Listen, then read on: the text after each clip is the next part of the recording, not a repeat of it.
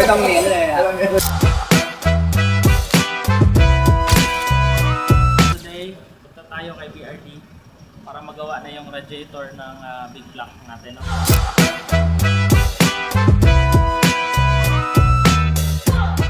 Para makabawas tayo sa total weight kasi ang laki ng motor natin, mabigat.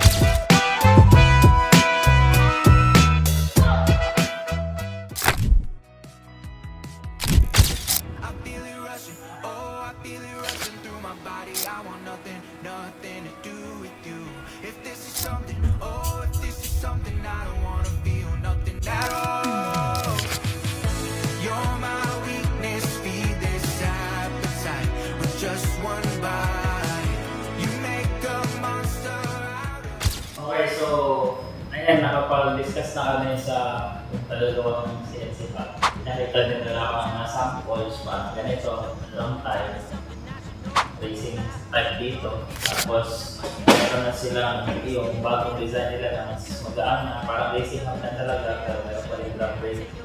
Ito yung sa atin, ito yung base na gusto ko, pero dito tayo mag-revise. Kasi number one, gusto ko palitan yung bearings. Mas malaki.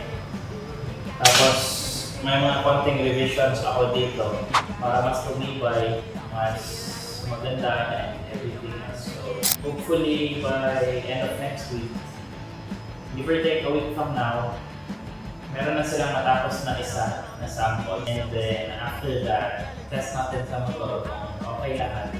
Saka tayo paggawa ng karamihan. Alright, so today, punta tayo kay BRD para magawa na yung radiator ng big block natin. No? So, kunin muna natin sa shop, tapos drive tayo papunta kay BRD.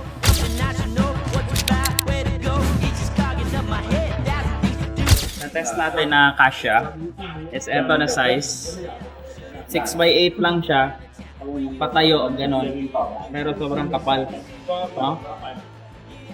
Ang isang option natin, eto, triangle. Pwede itong triangle, putulin na lang dito sa ilalim para mag-swak doon sa chassis natin. So, supposed to be pipili ako, pero ang sabi nila is gagawa na lang tayong dalawa.